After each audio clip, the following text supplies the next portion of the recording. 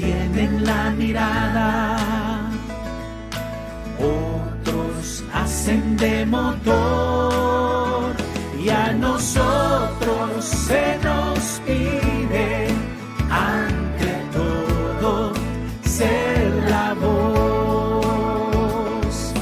Vale la pena seguir, vale la pena luchar, y a nosotros se nos pide sobre todo predicar. Buenos días, queridos hermanos y hermanas, que el Señor les bendiga.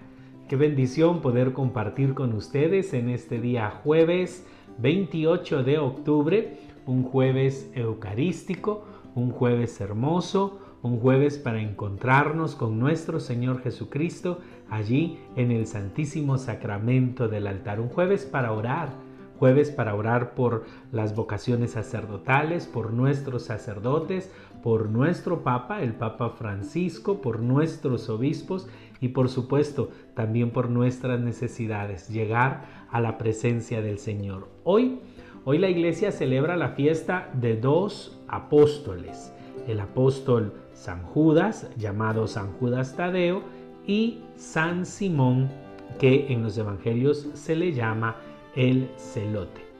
Los apóstoles son aquellos 12 hombres que recibieron una misión muy especial, la de ser las columnas que sostienen, que fundamentan, que le dan cohesión a la obra de Cristo, su misión, su iglesia. Jesús es el cimiento de su obra, pero Él fundó sobre este cimiento 12 columnas que estuvieran fundidas a Él y que le dieran sostén, amalgama, estructura, fuerza a todo lo que Él había enseñado y hecho para la salvación de los hombres.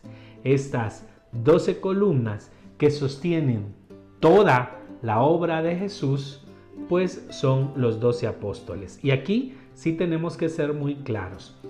Toda religión cristiana, si no descansa en estas 12 columnas, es decir, que sus apóstoles o sus fundadores, sus pastores no tienen ninguna conexión, lo que llamamos en la iglesia sucesión apostólica, con estas 12 columnas, lamentablemente no son la obra, no son la iglesia que Jesús fundó. Ahora, eso no quiere decir que la Iglesia Católica no reconozca señales de la Iglesia de Jesús en ellos.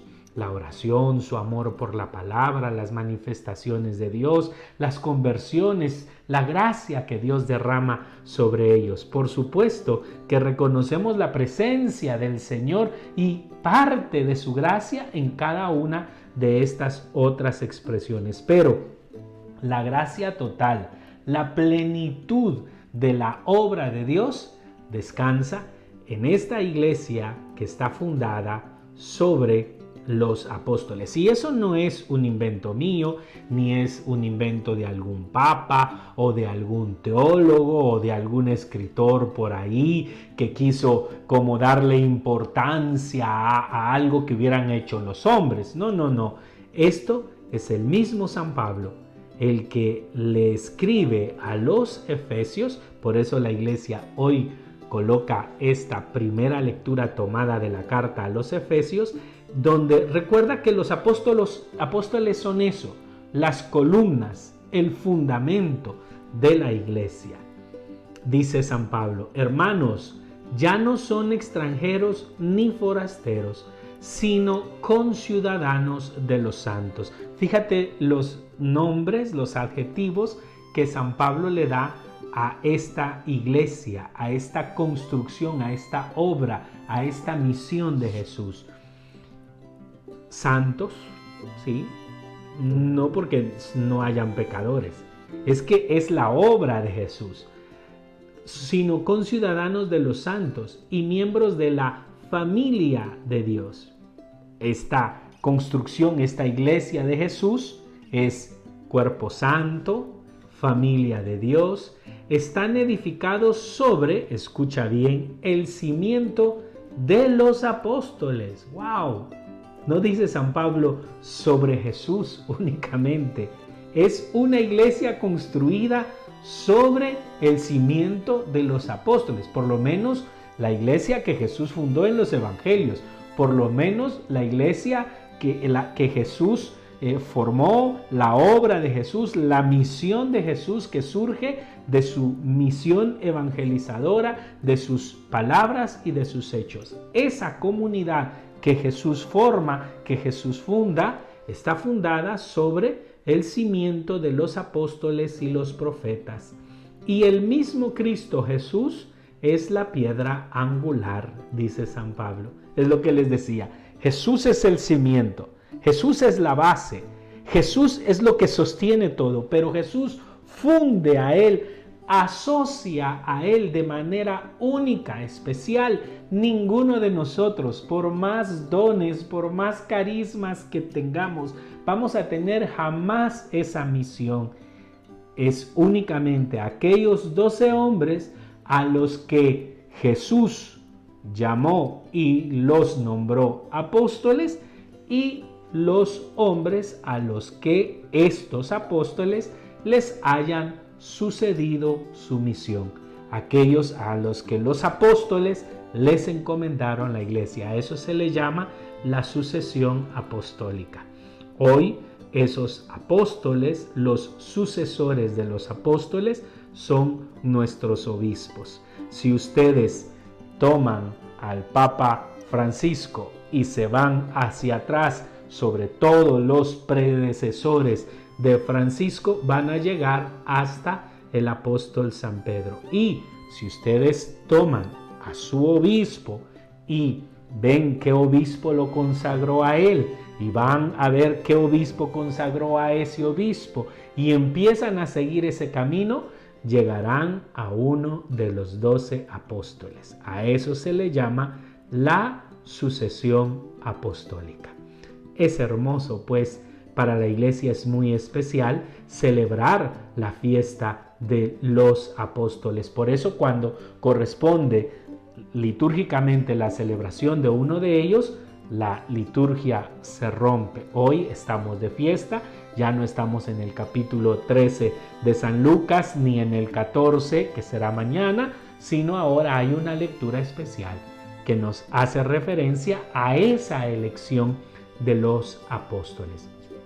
Vamos a ver entonces el evangelio que el día de hoy nos presenta la iglesia, donde nos narrará la elección de los 12, y recordemos, allí podremos ver a estos 2 apóstoles que hoy celebramos, San Judas Tadeo y San Simón.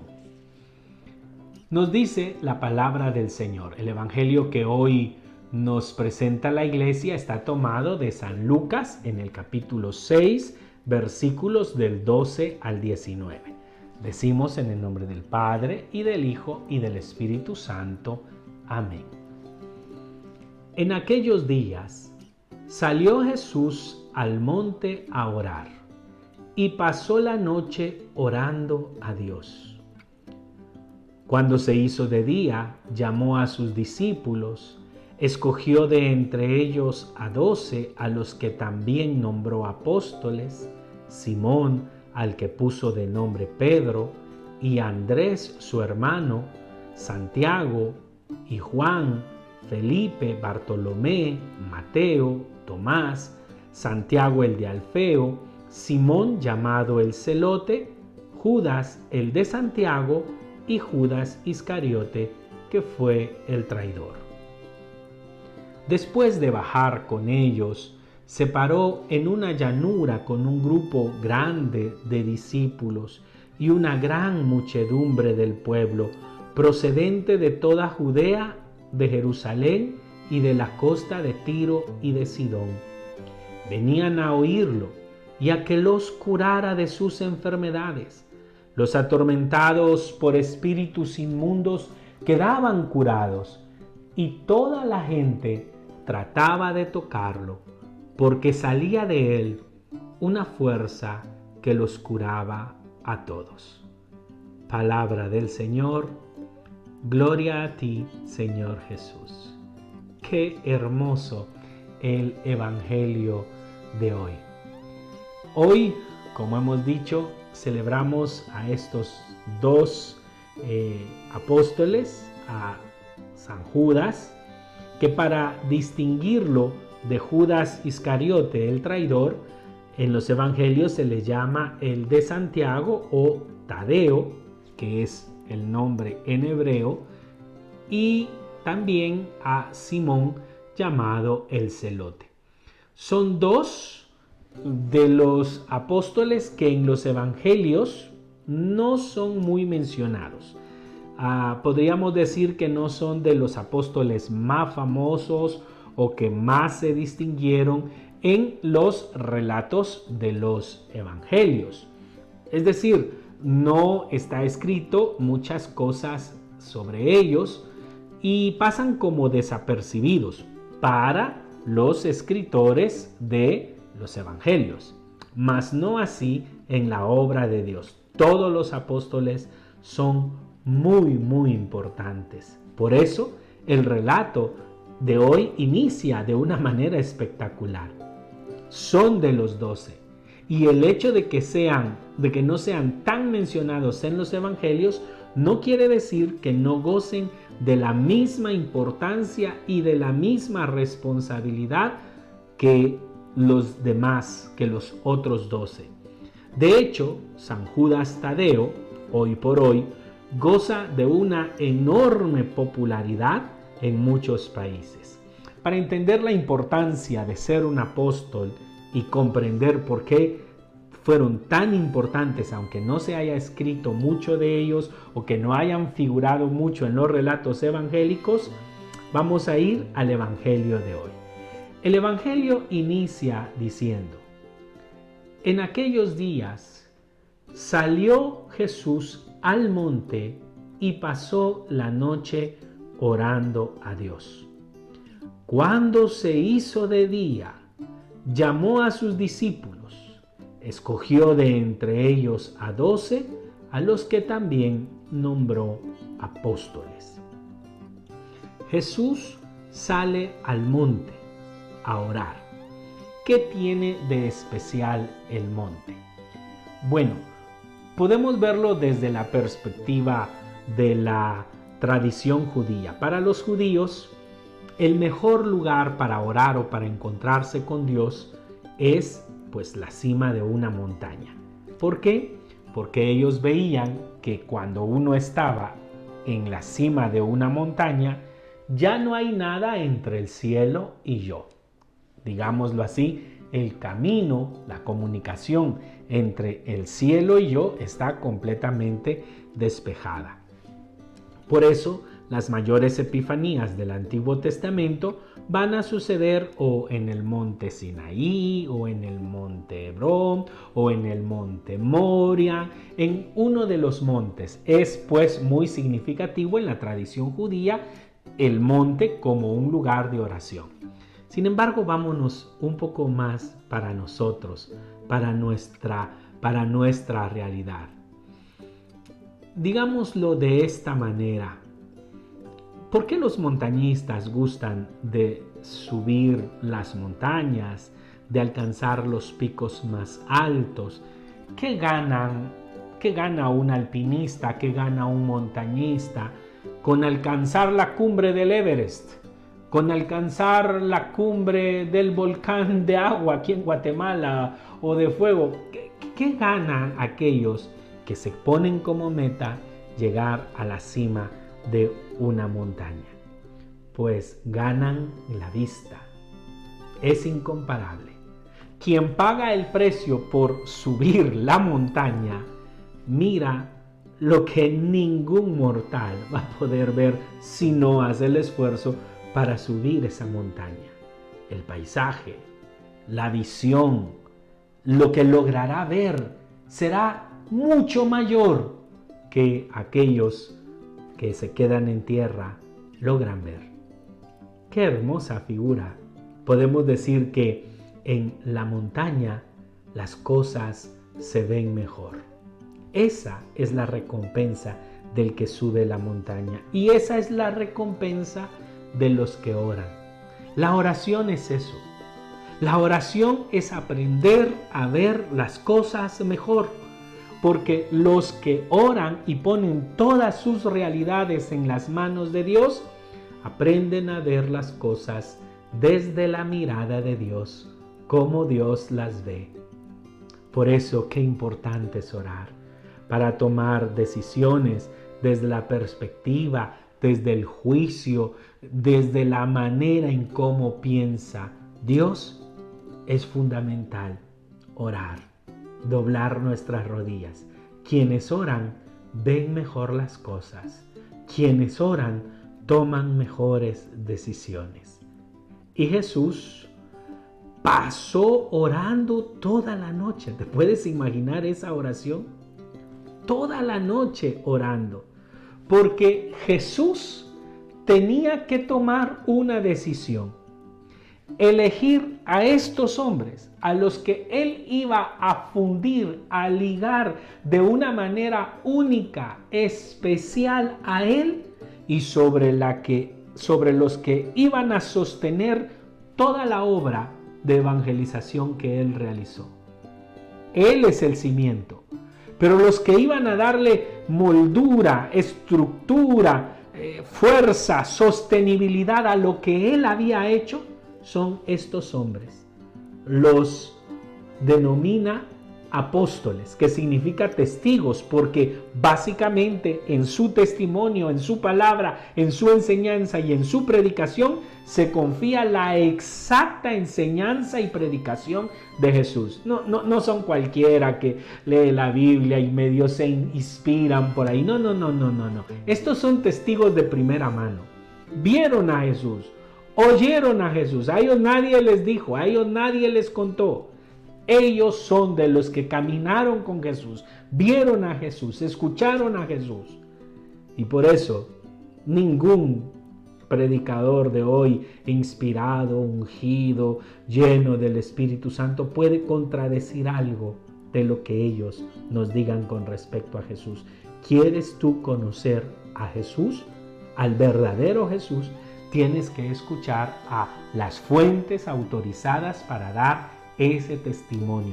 Jesús ya los dejó instituidos. Son los apóstoles y puso a Pedro a la cabeza de esta organización.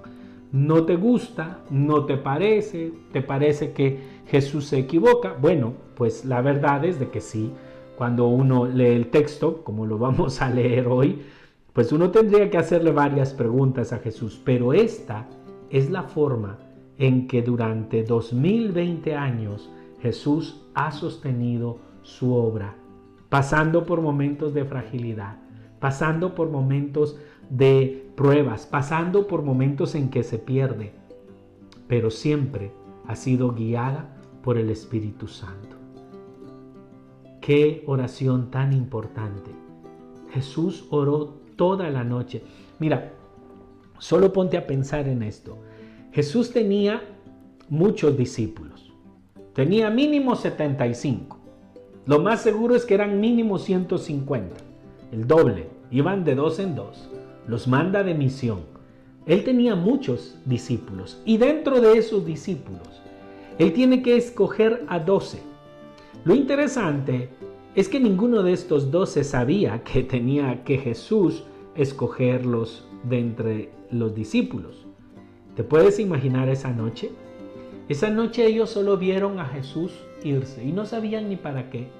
Y no sabían que esa noche Jesús iba a orar por ellos.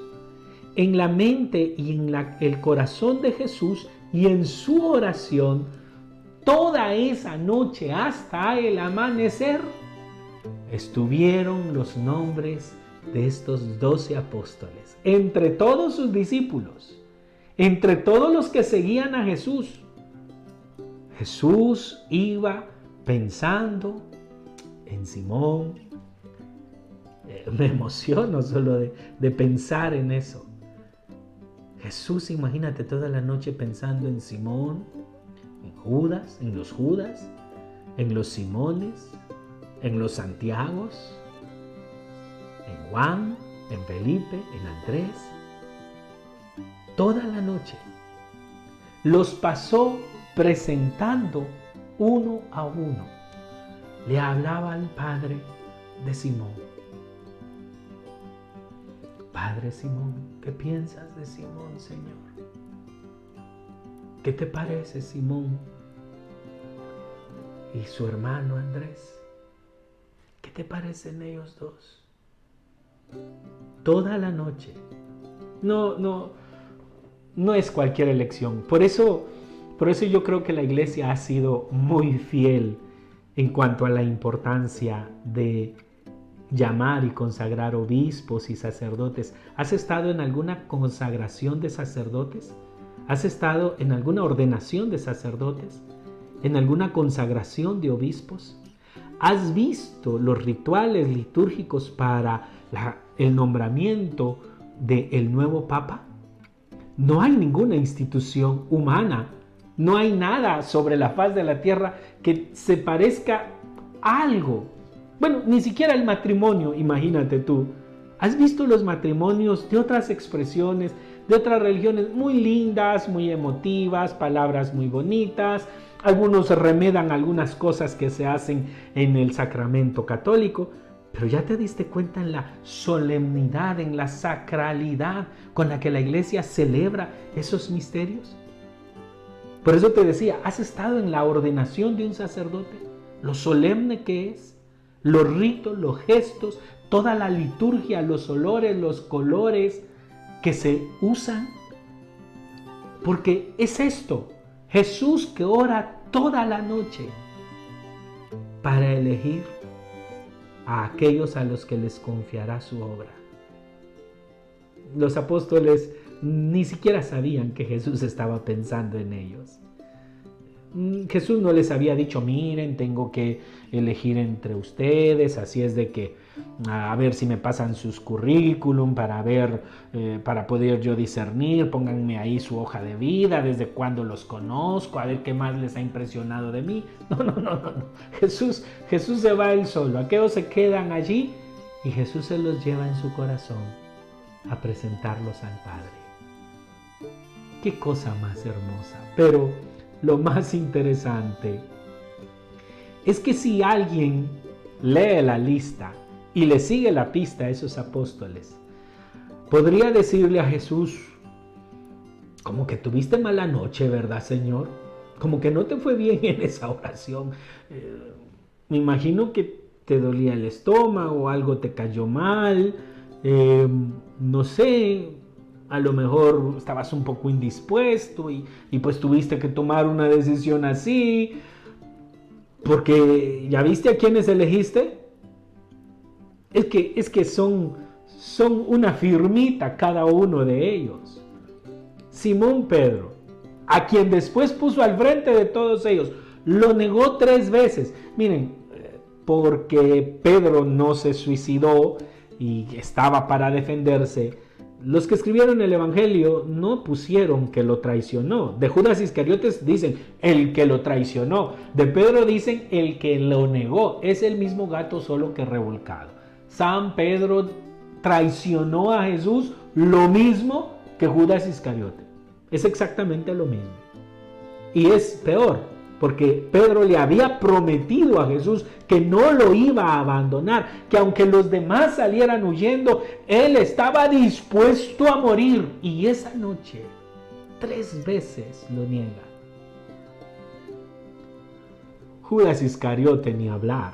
Pues bueno, lo conocemos porque él era él fue el que lo traicionó, el que lo entregó. Pero oye, aparte de traidor, era un ladrón. Este Judas Iscariote se robaba parte del dinero y Jesús lo pone a él de tesorero. Jesús lo pone a él encargado de la caja. Todo el dinero que le daban a Jesús, que se iba recolectando, todo el dinero lo manejaba Judas. Y Judas agarraba de ese dinero. O sea, como que Jesús, si hubiera estudiado administración de empresas y la formación de su iglesia hubiera sido su tesis de graduación, como que no se hubiera graduado mucho Jesús. Y si así podemos irnos, Tomás incrédulo, Felipe calculador, los hermanitos Juan y Santiago con un carácter terrible, solo porque no los escucharon, solo porque no les dieron cabida, querían orar para que cayera fuego y azufre sobre todo un pueblo. Esos son los que Jesús llama. Y uno de los de hoy, por ejemplo, Simón el Celote. Los celotes son un grupo, digámoslo así, guerrillero, que está en contra de la dominación romana y está luchando por liberar al pueblo de Israel por la dominación romana, pero lo hacen con violencia, lo hacen matando, lo hacen asesinando, lo hacen haciendo una verdadera guerra de guerrillas. Y a ese Jesús lo llama. Bien, queridos hermanos, ¿qué podemos decir? Todos estos 12 apóstoles con sus defectos, con sus pecados, con sus debilidades, con sus imperfecciones, pero Jesús los escogió así. ¿Te escandalizan encontrar pecados en la iglesia? Es que el testimonio, la iglesia se está perdiendo porque el Papa, porque el tal obispo, porque los sacerdotes pederastas, porque la iglesia se está perdiendo. ¿Tú crees que hasta ahora hay pecadores dentro de la iglesia? Inició así, ha sido formada así. Jesús escoge a los hombres así, frágiles, pecadores. Dios no los llama porque sean buenos, como tampoco nos llama a nosotros porque seamos buenos. Dios los llama porque Él es bueno y con su gracia Él puede hacer a las personas mejor de lo que son y que Él sabe que son capaces de ser. Por eso Dios no deja de llamarnos. Porque cuando nosotros andamos perdidos en nuestro pecado, en nuestra manera equivocada de vivir, Jesús dice, si supieras que puedes ser más feliz, si supieras que puedes vivir más plenamente, si supieras que puedes ser más libre.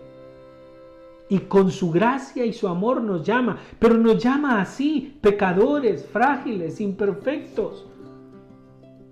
Y esto es hermoso, porque es su gracia la que escoge, la que toma la iniciativa y la que permite que hombres imperfectos, oigan bien lo que les voy a decir, es la gracia de Dios la que permite que hombres imperfectos puedan servir en una misión mucho más grande y santa de lo que ellos pueden ser.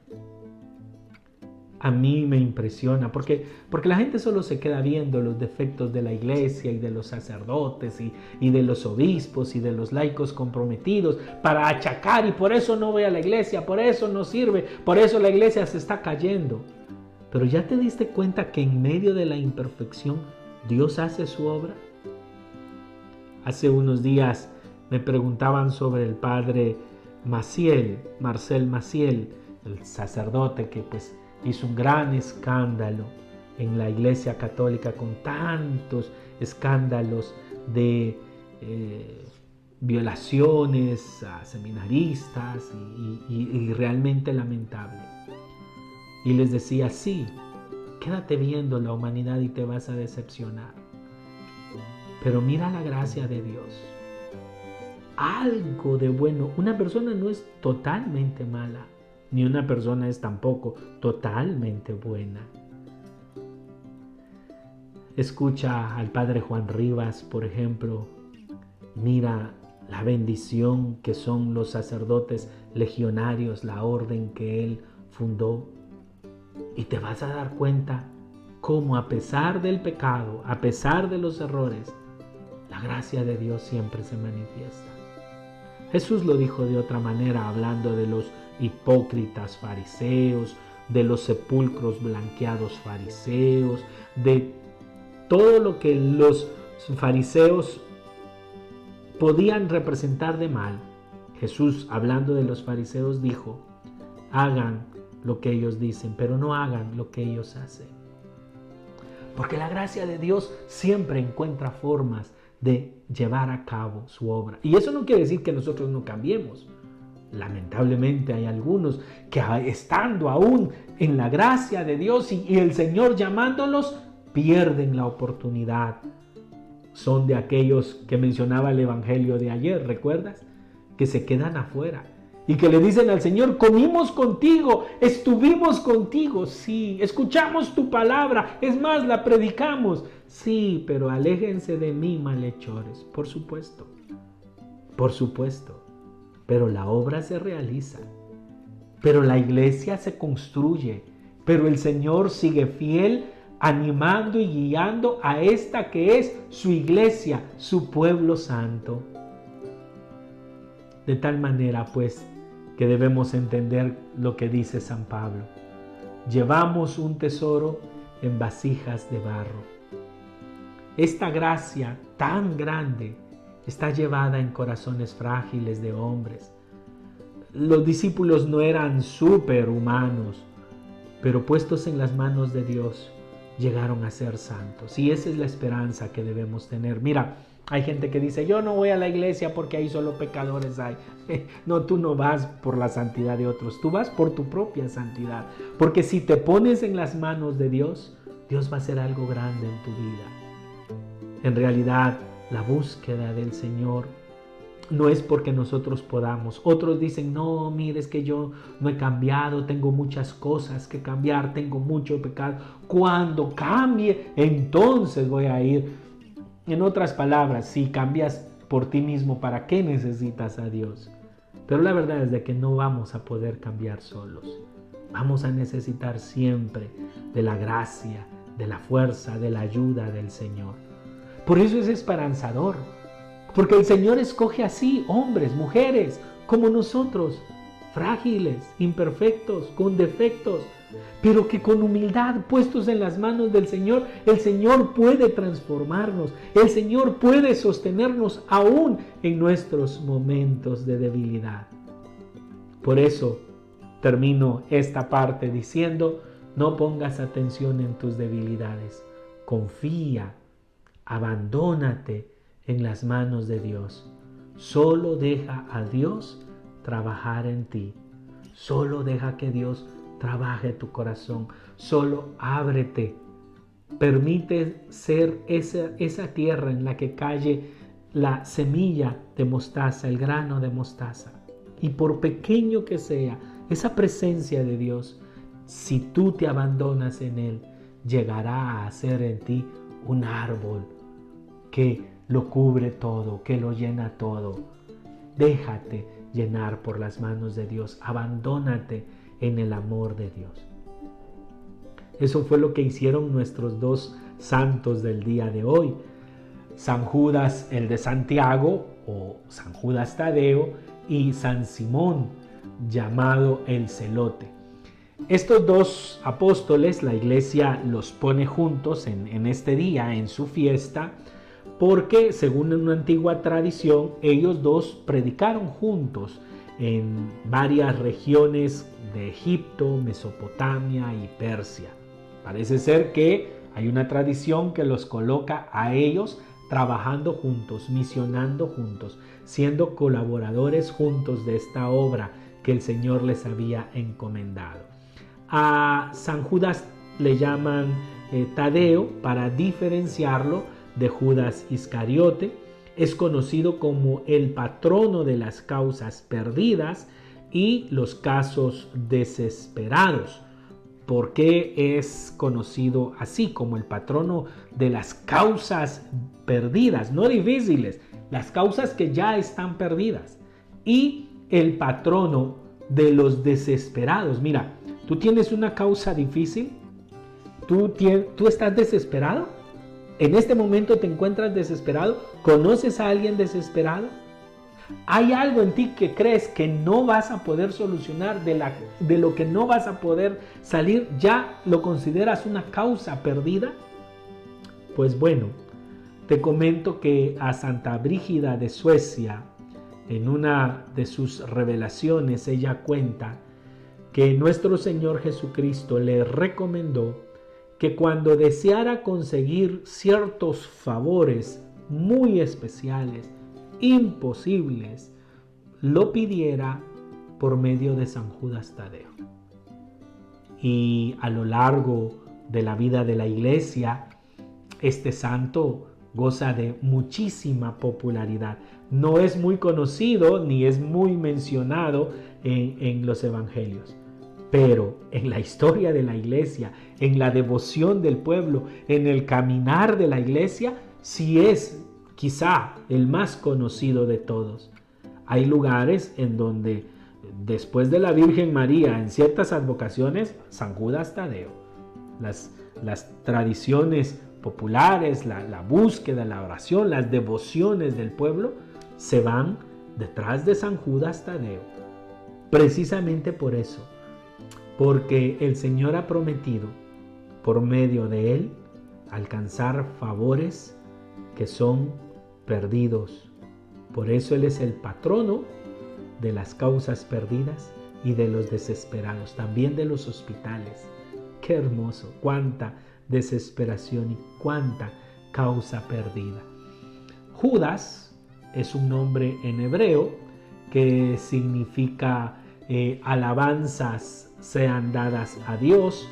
Tadeo significa valiente para proclamar su fe. Simón significa Dios ha oído mi súplica. Vuelvo a repetir, estos dos parece ser que eran de Galilea, eran originarios de Galilea.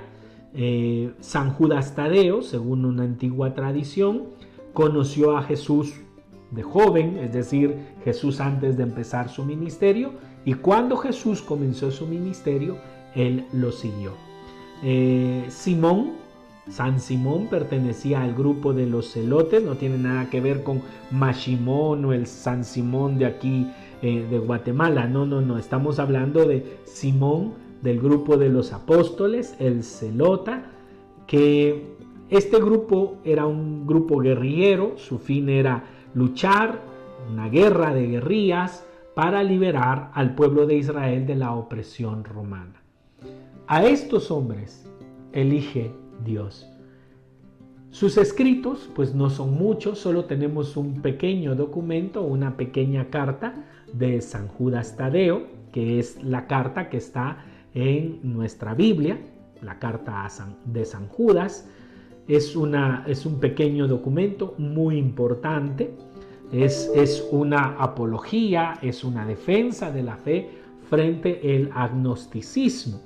El agnosticismo es aquella corriente filosófica que condena al cuerpo y dice que el cuerpo es malo y el espíritu es bueno. Todo lo que tenga que ver con el cuerpo es malo y el espíritu es bueno. Si ustedes leen la carta de San Judas Tadeo, van a recibir una hermosa enseñanza cristiana sobre la antropología, es decir, la visión del ser humano, del hombre, desde la perspectiva de Dios según la fe cristiana. Y vamos a apreciarnos más como seres humanos. Se ha convertido, como les decía, en uno de los santos más populares por los que se les concede muchos favores a las personas. Como podemos darnos cuenta, entonces, son santos increíbles. Como todos los apóstoles, dieron su vida por Cristo. De San Simón se cuenta que lo mataron aserrándolo, desmembrándolo, cortándolo en partes. Y de San Judas Tadeo se dice que lo golpearon brutalmente en la cabeza con piedras y luego con un hacha se la cortaron. Murió golpeado primero con las piedras en la cabeza y luego pues degollado. Bien, esta es la historia de estos santos. Como se dan cuenta, cómo la iglesia no se va a alegrar con el testimonio de cada uno de ellos. Y por eso la Iglesia Católica siempre proclama su esencia, su realidad. La iglesia es una, es solo uno el cuerpo de Cristo, santa, católica, es decir, universal, y apostólica, es decir, fundada sobre los apóstoles. Que el Señor en este día nos conceda entonces amar a nuestra iglesia. Les propongo como dos conclusiones del Evangelio del día de hoy. Número 1, la importancia de orar, la importancia de doblar nuestras rodillas en medio de todas las circunstancias, sobre todo de aquellas causas difíciles, para aprender a tener la mirada de Dios, para aprender a ver las cosas como Dios las ve. Y de pronto nos sorprendemos de cómo nuestros problemas, nuestras tristezas, nuestras tragedias dejan de serlo. Y luego, número 2, les propongo que el día de hoy de manera especial nos encomendemos y encomendemos a la intercesión de San Judas Tadeo, de San Simón, a todas las personas que están sufriendo, a todos los que están en un momento difícil. Y quisiera terminar este tiempo con una oración hermosa. La encontré en la web y me encantó. Y dije, con esta oración quiero terminar. Es una oración en la que le pedimos al Señor por nuestros problemas, por nuestras cargas, por nuestras preocupaciones. Y al final encomendamos todo a la intercesión de San Judas Tadeo. Digamos juntos, en el nombre del Padre, y del Hijo, y del Espíritu Santo. Amén. Señor, tú que eres el que todo lo puede y el que todo lo sabe, sondea y mírame con misericordia. Acudo a ti humildemente para que veas mis necesidades y aflicciones. Hoy sufro, lloro y me siento triste. Intento y oro por esta gran necesidad. Dile al Señor tu necesidad en este momento. ¿Cuál es la necesidad que tú tienes? ¿Cuál es tu angustia? ¿Por quién oras? Menciona su nombre en este momento.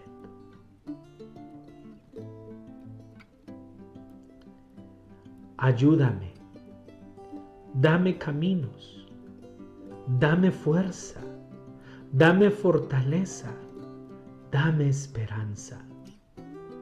No dejes que me desespere. Alivia mis ansiedades y angustias.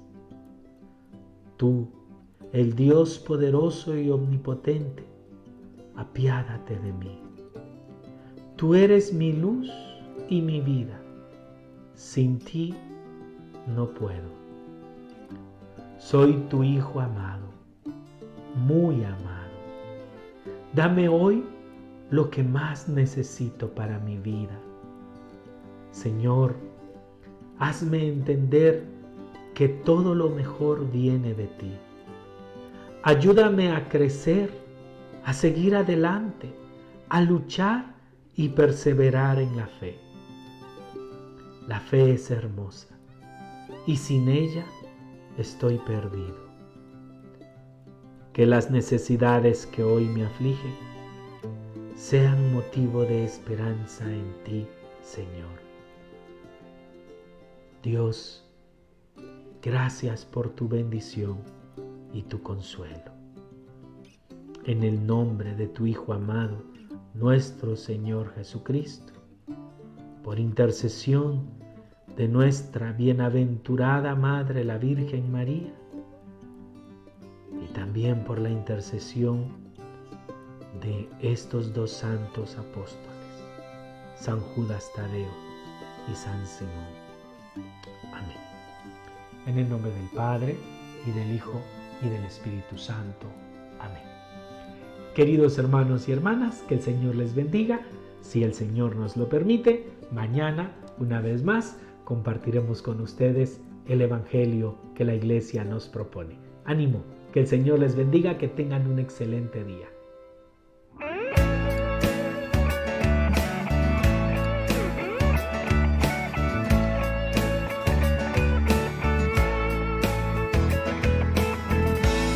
Aunque todo esto termine